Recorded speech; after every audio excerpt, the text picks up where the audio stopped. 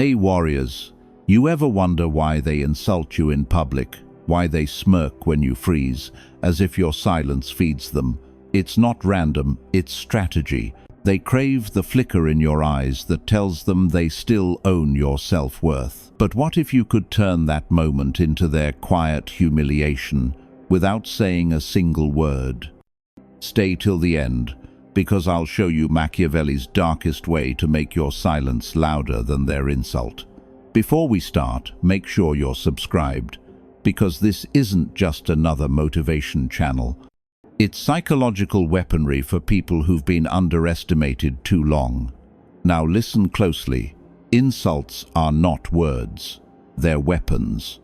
They're crafted to measure your reaction, how fast you defend, how deep you bleed.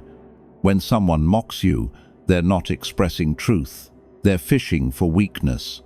Every pause, every twitch, every forced laugh you give feeds their sense of dominance. You've seen it before. Maybe it was at work, the colleague who said something playful during the meeting. The laughter from the others stung worse than the words.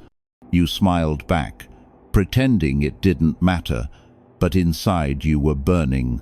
You drove home that night, replaying it in your head, thinking of clever comebacks you could have said. But the truth? The moment you start scripting revenge in your head, you've already handed them your leash. Machiavelli warned, never respond to injuries until it is profitable to do so. That's not cowardice, it's calculation. When people insult you, they're trying to provoke emotional currency from you. If you pay them with reaction, they profit. If you stay cold, composed, unreadable, they starve. That's your first lesson in power. You don't owe anyone your emotional availability. Silence isn't weakness, it's control disguised as mystery. In a world addicted to reactions, restraint becomes intimidating. Imagine this. You're in an office break room. The same coworker cracks a harmless joke about your promotion. This time, you don't flinch.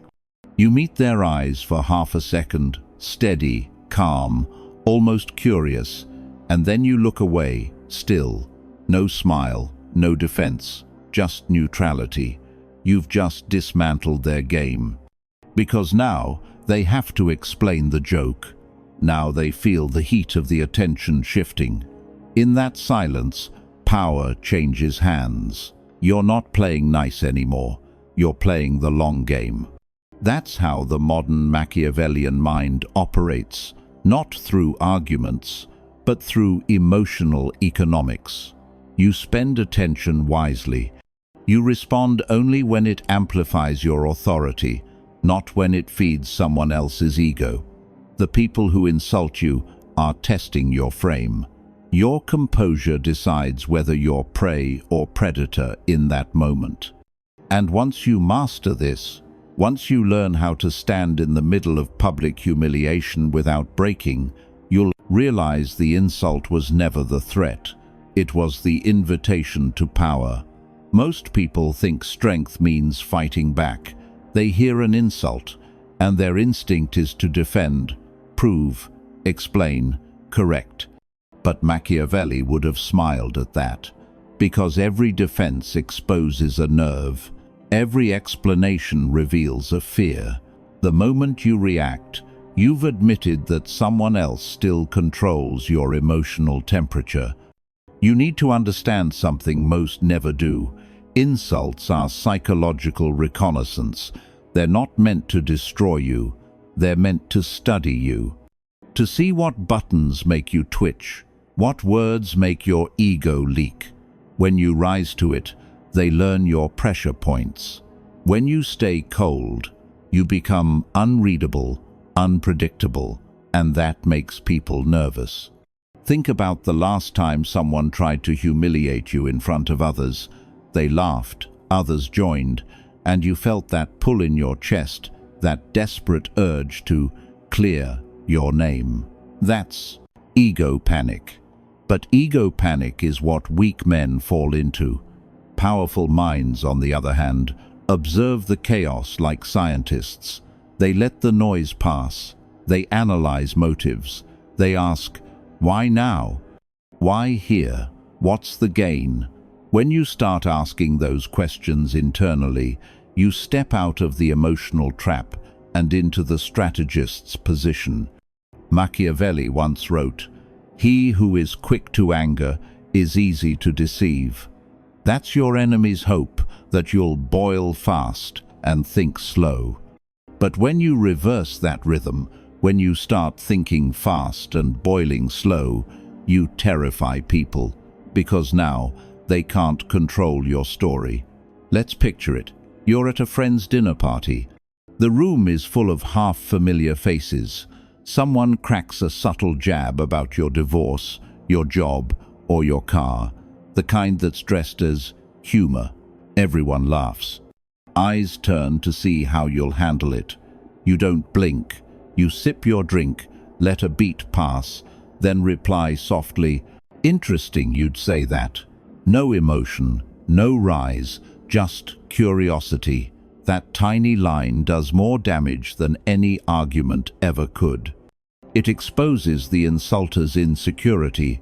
They overplayed their hand, and now the room senses it. That's what composure does. It weaponizes silence. It turns awkwardness into your ally. And the more calm you appear, the more their confidence unravels. Remember this: you are not here to win arguments. You are here to establish psychological gravity. Every insult is a storm, and you are the eye still, silent, centered. You can't control the wind, but you can control the temperature. And people feel that difference. They feel your restraint, like pressure in the air. Now, take a second if you're learning something new right now. Hit that like button, because what comes next is where this lesson turns dark. Machiavelli didn't teach restraint just for peace. He taught it so that when you finally do act, you act with precision. You don't react emotionally. You retaliate strategically. Timing is the invisible weapon every emotional manipulator fears. See, when they insult you, they expect instant feedback.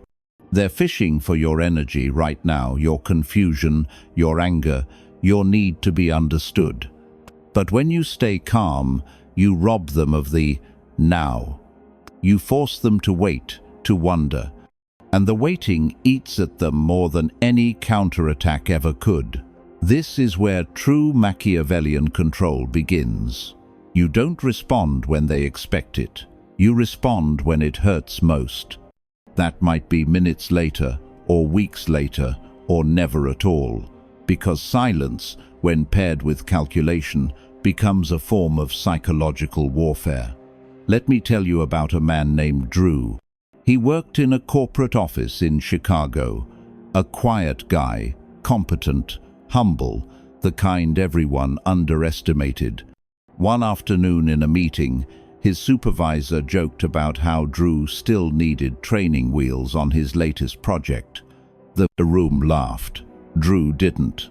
He looked up, nodded slightly, and wrote something in his notebook. No emotion, no rebuttal, nothing. But over the next month, Drew did something no one expected. He perfected that same project. He cross-trained the entire team. And during the next presentation, when upper management praised the results, Drew simply said, "I used the training wheels well, apparently." The supervisor's face went pale. Everyone understood the reference, but no one laughed this time. That's what Machiavelli meant by profitable retaliation, not revenge driven by emotion, revenge executed by timing. The goal isn't to win the argument, it's to reshape perception. Make them regret underestimating you not through words, but through results. Now, this doesn't just apply to work, it applies everywhere. The ex who mocked you, the friend who betrayed you, the stranger who humiliated you in front of others, all of them gave you a test. Will you react? like prey, or think like power. In every insult, there's a mirror. The way you handle it shows others whether your worth depends on their validation. And here's the paradox. When you stop needing validation, you become the person everyone tries to impress. That's the aura of control, the energy that makes people think twice before speaking carelessly around you. You no longer look like someone who can be triggered. You look like someone who watches, calculates, and acts on their own terms. Machiavelli would say, men should be either caressed or annihilated. Meaning, when you decide to act, act so decisively that no one dares repeat the mistake. But never before the right moment.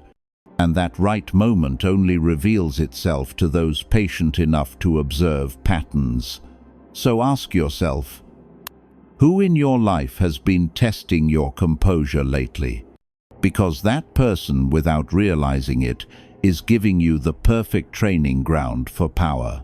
Most people waste these moments. They take insults personally, react too fast, and miss the lesson hidden inside them. But if you're paying attention, really watching, you'll notice something. Every insult reveals hierarchy. It tells you who's trying to rise and who's desperate not to fall. See, insults are rarely about truth. They're about insecurity. People insult upward when they feel threatened and downward when they crave attention. Either way, it's a confession of weakness disguised as aggression. And when you learn to see that pattern, you stop feeling attacked. You start feeling informed. Let's go back to real life. Imagine you're at your office again. Someone makes a cutting comment about how you got lucky with your recent success. Everyone chuckles, but you don't flinch. You just turn your head, meet their gaze, and say, "Luck seems to follow consistency, doesn't it?" Then you return to your work. No tone, no anger, just quiet control. You've reframed their narrative without giving them emotional fuel. That's a psychological pivot, one of the darkest arts in emotional warfare. Because the moment you flip a narrative calmly, people start rethinking what they believe about you. It's not the words that change them, it's the tone of certainty behind them. You project the aura of someone untouchable, someone who's been tested before and learned to turn pain into composure. But let's be honest, it's hard to do that when your ego is burning. When someone's words cut through your armor, everything in you wants to strike back. That's natural. It's the animal part of your psychology trying to protect status. But you're not here to act like everyone else, you're here to evolve. So next time that fire rises inside you, don't suppress it. Turn it into fuel for self-control. Smile not because you're pretending it doesn't hurt, but because you know you've been handed data. You've just learned how your opponent thinks, how they reveal themselves when they believe they're winning. That's information. And information, in the Machiavellian world, is currency. Machiavelli wrote, "The wise man does at once what the fool does finally." And what the wise man does in moments of insult is learn first, strike later. Every time you're insulted, you're being given a map of someone's weakness. They're showing you where they crave power most. So keep watching. Don't just hear the words, study the intent, the tone, the timing. Who laughs the loudest? Who looks away first? Every micro-reaction in that room is a clue about the true balance of control. Because remember, people who insult are never in control. They're reacting to the quiet pressure you create simply by existing without apology. That's the paradox of power. The one who speaks less controls more. Control isn't about domination, it's about energy management. Every room, every group, Every conversation carries invisible energy. When you respond emotionally, you hand that energy away. But when you stay calm, still, unreadable, you hold it, and people can feel that. It's the difference between a flame that flickers and one that burns steady no matter the wind. You ever notice how some people walk into a room and instantly shift the atmosphere? They don't need to speak loudly, they just have presence. That's the result of emotional mastery, years of refusing to let insults or praise define their center. They've become what I call psychologically anchored. You can't pull them into reaction because they've built their identity from the inside out. Now think of yourself. How often do you still try to prove your worth in conversations? How often do you clarify things that don't need clarification, just so people don't get the wrong idea? That's the trap. That's how they train you to bleed emotional currency. Every unnecessary explanation is a confession of insecurity. Every forced smile is an interest payment on fear. You need to become more deliberate. When someone mocks you, don't fill the silence. Let them feel it. Let them wonder if they've gone too far. That discomfort they feel, that's their own conscience turning against them. There's a moment, right after an insult, where everyone looks for your reaction. That's the test. That's the second you decide whether you'll lose your frame or expand it. Hold still in that moment. Look directly at them, not to intimidate, but to observe. When your expression stays calm, your energy becomes heavy, grounded. It tells everyone, "You didn't touch me." Machiavelli said, "A prince never lacks legitimate reason to break his promise." And in the same way, you never lack legitimate reason to break your silence, but you choose not to. That's power disguised as restraint. The choice not to use your weapons shows the world that you have them. Picture this. You're in a cafe, a co-worker jokes that you only got your position through favoritism. Everyone waits for your reaction. You lean back, sip your coffee, and reply, "Interesting. You seem to think connections matter more than competence." Then silence. No sarcasm, no anger, just truth, calmly delivered. The entire table freezes because the emotional gravity just shifted. You reclaimed control without raising your voice. That's how modern Machiavellians win. They don't shout, they recalibrate. They let time, silence, and tone work for them. Because in emotional warfare, the calmest person always dictates the rules. And here's the twist. The more you practice this calmness, the more people start to treat you differently. They'll sense something they can't explain, a quiet authority that feels unshakable. They won't know whether to fear you, admire you, or both. That's the birth of your aura. Aura isn't about appearance, it's about perception. When people sense you can't be provoked, their entire strategy collapses. They stop testing you. They start recalibrating around you. That's how authority is born, not by titles, but by tension you no longer react to. See, emotional control doesn't just protect you, it broadcasts dominance. In a culture addicted to overreaction, calmness feels like power. It's magnetic, unnerving, and quietly intimidating, because most people only understand one kind of power, loud power. But Machiavellian power is quiet. It's the kind that makes people lower their voice when they speak to you. Let me tell you something from experience. People will push your boundaries, not because they hate you, but because they need to know where your walls are. And if your walls move with every insult, they'll never respect you. They'll keep testing, keep probing, until you finally break. But if your frame doesn't shift, if you stay unmoved eventually. The test becomes boring. And when someone gets bored of trying to control you, that's when you've won. Think about that coworker who used to make small digs.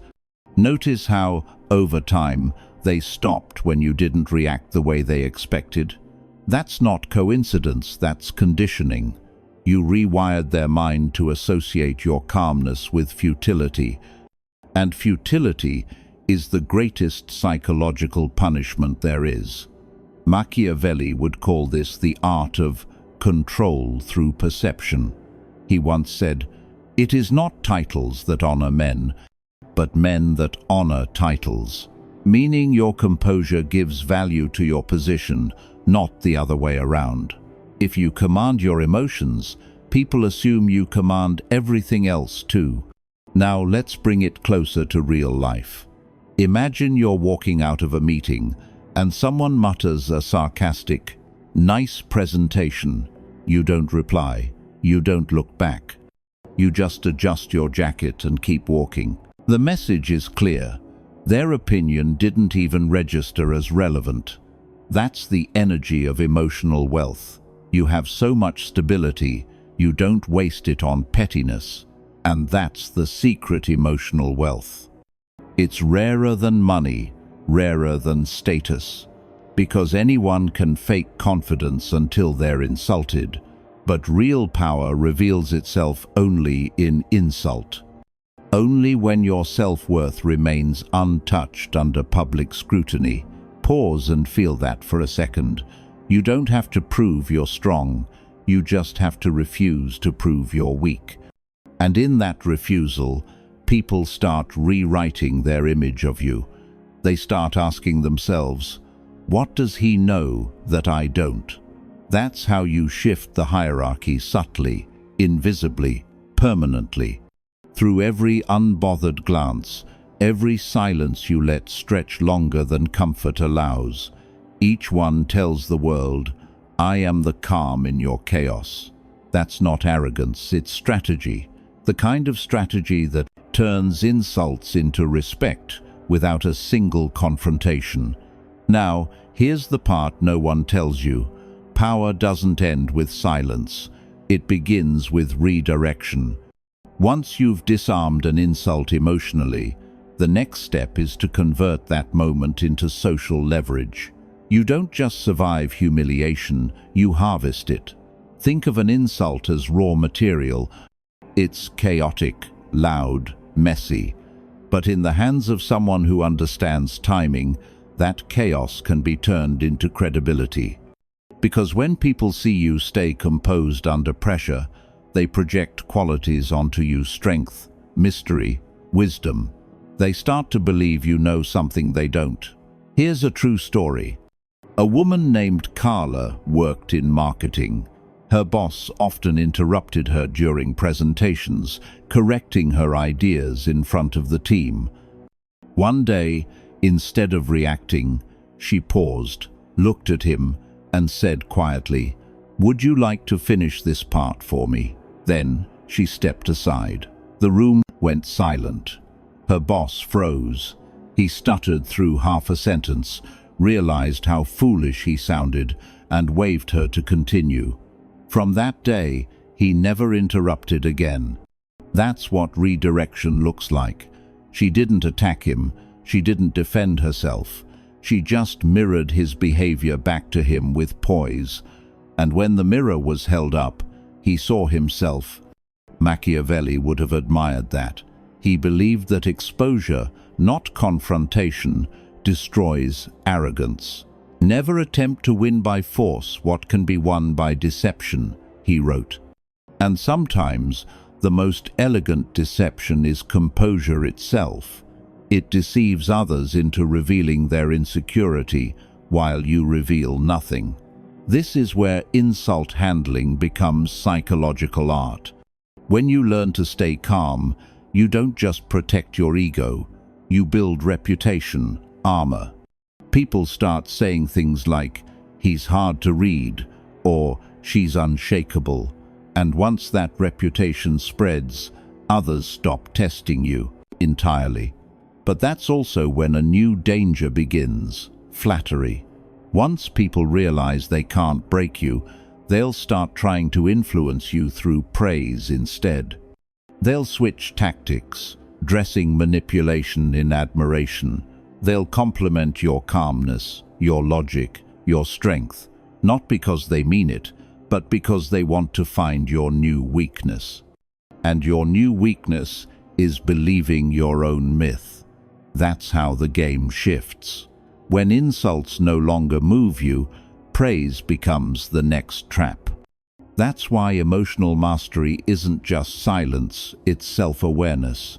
The Machiavellian mind treats both insults and compliments the same way: data, not identity. If someone insults you, you observe. If someone praises you, you still observe. You never attach your worth to either, because once you attach, you're manipulable again. So remember this: your power doesn't come from being liked or feared, it comes from being unpredictable. When people can't control your emotional temperature, they start regulating theirs around you, and that's how you quietly become the center of gravity in every room you walk into. You'll start to notice it after a while. The same people who once mocked you will now start measuring their words before they speak. They'll say things like, "You're always so calm," or "I can't tell what you're thinking." That's not confusion, that's respect disguised as curiosity. They're trying to understand the rules of a game they no longer control, and that's when your transformation becomes undeniable. You've shifted from reactive target to emotional architect. You no longer live in their world of impulse. You make them live in yours of control. But here's where you need to be careful. When you reach this level, people will start to interpret your silence in ways you never intended. They'll project guilt onto you, or mystery, or superiority. Some will admire it. Some will fear it. A few will resent it because your composure reminds them of their own lack of discipline. That's the price of power. Once you rise above emotion, you stop belonging to the crowd. You'll be misunderstood. But that misunderstanding is part of your aura. People should feel slightly uncertain around you, not intimidated, just aware. Because awareness creates gravity, and gravity makes people orbit around you without realizing why. This is where the Machiavellian philosophy deepens. Power isn't about aggression, it's about calibration. The art of giving just enough of yourself to control the story, but never enough to lose control of it. When someone asks if you're angry, you say calmly, "Why would I be?" When someone says, "You're so quiet," you respond, "I speak when it's worth it." Every sentence becomes a psychological chess move, measured, minimalist, intentional. Remember Drew, the man from earlier? He didn't win because he was better with words. He won because he made words irrelevant. That's your goal. Reach a level where you don't need to explain your strength. People just feel it. And here's something Machiavelli understood that most self-help gurus never will. Power thrives in ambiguity. The less people know about your emotions, your motives, your limits, the more they fear crossing them, because the unknown is terrifying. And when you embody the unknown, you become unforgettable. So, when people try to insult you now, don't even think of it as an attack. Think of it as theater. They're performing, you're observing. You're not the actor anymore, you're the director. You choose when the curtain rises and when it falls. That's why the most dangerous people in any room are the quiet ones who understand timing. They're the ones who smile when others provoke them, who stay still while others explode. Because they know reaction is a form of surrender, and surrender is for the untrained. Keep watching them, keep studying their tells, but never give yours away. Because mystery isn't silence, it's strategy wearing a calm face. You see, by now, the insult has lost its sting. You don't chase closure. You don't replay the moment in your head. You've learned that closure isn't something you receive. It's something you decide. That's where psychological freedom begins. But let's go even deeper. Because while most people stop at staying calm, Machiavellian mastery goes further. It's not just about keeping your emotions still. It's about using emotions as tools. Think of anger, humiliation, and pride as energy forms you can redirect instead of repress. When you're insulted, you feel that sharp sting in your chest, right? That's potential energy. The average person wastes it by arguing, gossiping, or sulking. You, however, can use it as fuel for precision. Go work out, create, improve, strategize. Let that sting remind you not to waste energy on the small-minded again. That's not escapism, it's alchemy. Turning emotion into elevation. This is what Machiavelli meant when he said, men should be either won over or destroyed. It wasn't about violence, it was about decisiveness. When someone insults you, you either learn from it or you rise so far above it that it can never touch you again. That's how you destroy it, by making it irrelevant. But here's the irony. When you no longer respond, your silence becomes a mirror. And most people can't stand mirrors, they reveal too much. Your calmness makes their insecurity louder. Your restraint exposes their need for validation. Soon, they'll start apologizing without you ever demanding it. That's when you know you've mastered not just reaction, but reflection. Let's take another real scenario. You're in a family gathering. Someone takes a shot at your career, implying you've fallen behind. The old you would have debated it. The new you simply asks, is that how you measure success? Then pause, look them in the eyes, wait. That silence will do the work for you. Because what you've done there isn't defend, you've redirected judgment back to the source. And when judgment returns to sender, it burns. Here's the secret most people never learn. You don't need to teach people lessons. You need to let them experience consequence. That's the Machiavellian difference. It's not moralistic, it's strategic. You don't argue with fools because arguing implies equality. You let their own behavior expose them while you conserve your focus for higher plays. And speaking of focus, if you're still here, still analyzing, still studying how to turn pain into power, then like this video right now, because the next part isn't about defense anymore. It's about turning this silent composure into a commanding presence that changes the way every room reacts to you. We're entering the part where control becomes charisma, where power stops being survival and starts becoming magnetism. Charisma isn't charm, it's command. It's the invisible current that makes people pay attention when you speak and remember your silence when you don't. And it's built, not born. It grows from every moment you've refused to break, every time you've stayed calm while others lost control. See, people think charisma is about smiling or confidence. It's not. It's about tension, how you manage it, how you make others feel it. The Machiavellian kind of charisma isn't friendly, it's magnetic through mystery.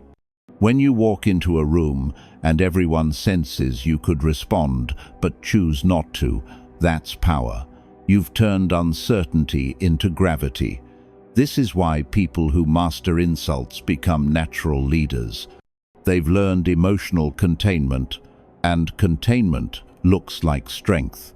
In business, relationships, even politics, Whoever can endure discomfort without reacting automatically wins. Machiavelli hinted at this truth when he wrote, "Everyone sees what you appear to be. Few experience what you really are." Charisma is that gap between appearance and experience, the space where curiosity turns into respect. Let's put this into a real scene. Imagine you're giving a presentation and someone interrupts with a smirk. Can you speed this up? We all have other things to do. Most people would get defensive, talk faster, lose rhythm. You, on the other hand, pause. You look directly at them, smile faintly, and say, "Good, then you'll enjoy how efficient this part is." Then continue, same pace, same tone. No spike of emotion. The interruption dies instantly, and the rest of the room shifts to your frequency. That's not luck, that's deliberate control. This is where composure evolves into influence.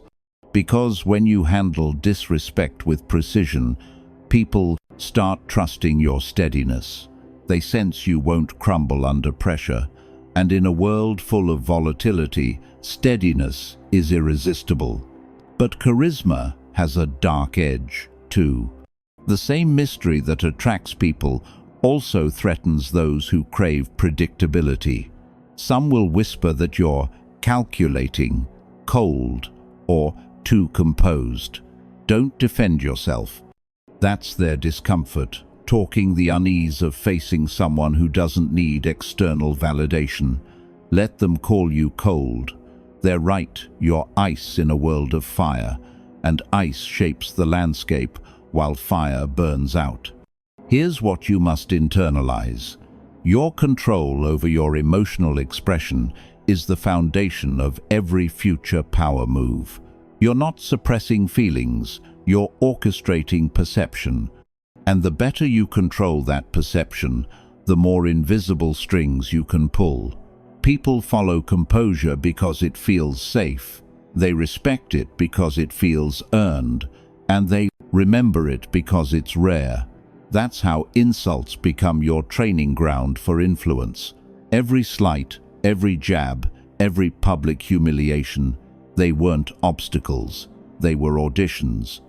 Auditions for the role you're now ready to play. The calm strategist who commands without shouting. And once you play that role long enough, something strange begins to happen. People start mirroring you. Your calmness infects the environment. Meetings get quieter when you walk in. Arguments lose heat. Even the loud ones hesitate before raising their voice. You've become the thermostat instead of the thermometer.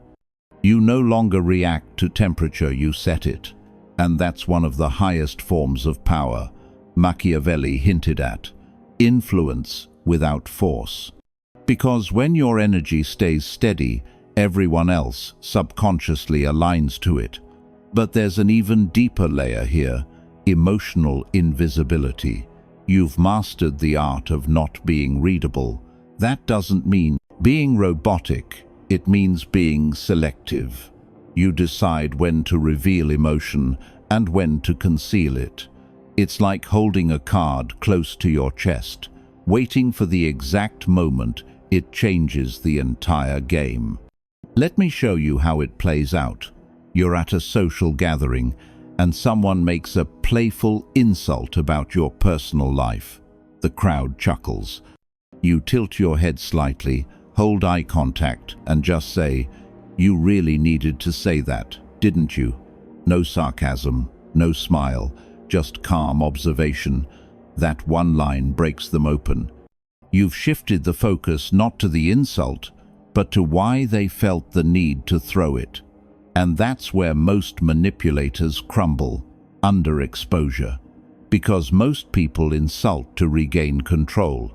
When you question the motive instead of the insult, you expose the weakness driving it.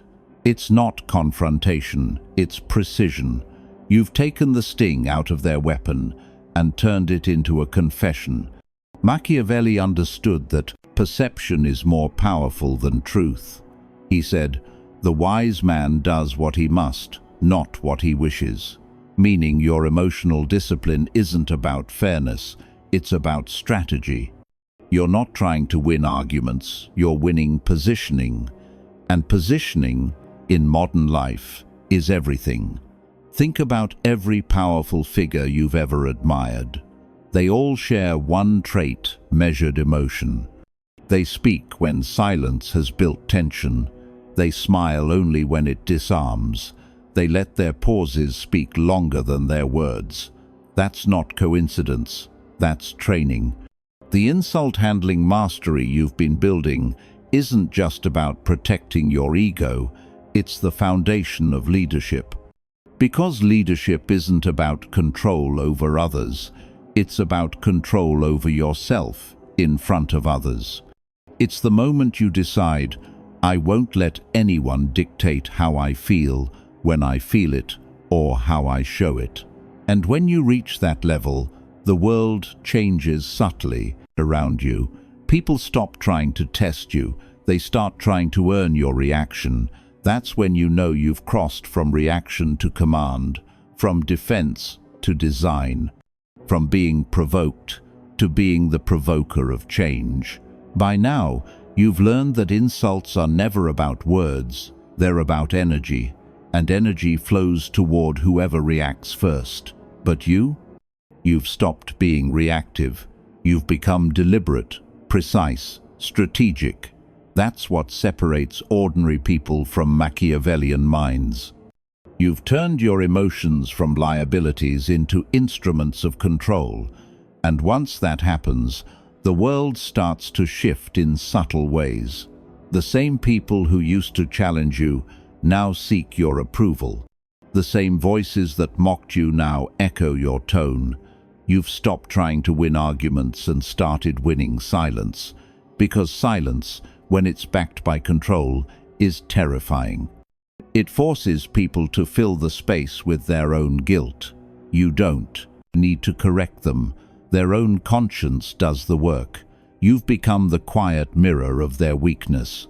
Now, let's bring it full circle. When someone insults you, they're really trying to move you emotionally, socially, psychologically. They want to see whether they can bend your composure. But every time you stay still, you remind them of a truth they can't face. Power belongs to the one who doesn't flinch. That's what Machiavelli's darkest lesson was really about. He never said you shouldn't feel emotion. He taught that emotion should never drive action until it's been refined into strategy. He believed it is better to be feared than loved if you cannot be both. But what he truly meant was this: being unpredictable makes you powerful, because fear and respect both live in the space of uncertainty. Now picture the next time someone tries to humiliate you.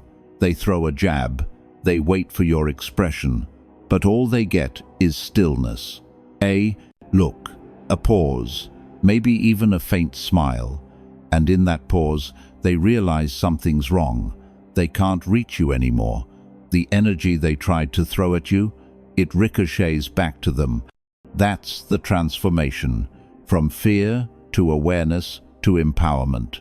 You've evolved from someone who feels wounded to someone who watches wounds form in others.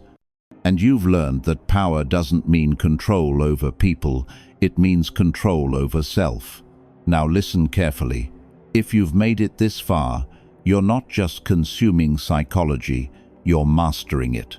So, before you leave, hit subscribe right now, because this channel isn't about motivation, it's about building the kind of mind that never breaks under pressure. And if you've ever faced humiliation, rejection, or manipulation and turned it into strength, then share your story in the comments. You'll be surprised how many people are fighting the same quiet battles. Remember this final rule: never seek revenge in words. Seek it in evolution. Make your growth the insult they can never recover from. Let your composure haunt their memory longer than your argument ever could. You are no longer the person who gets insulted. You are the lesson that others will eventually learn. Too late.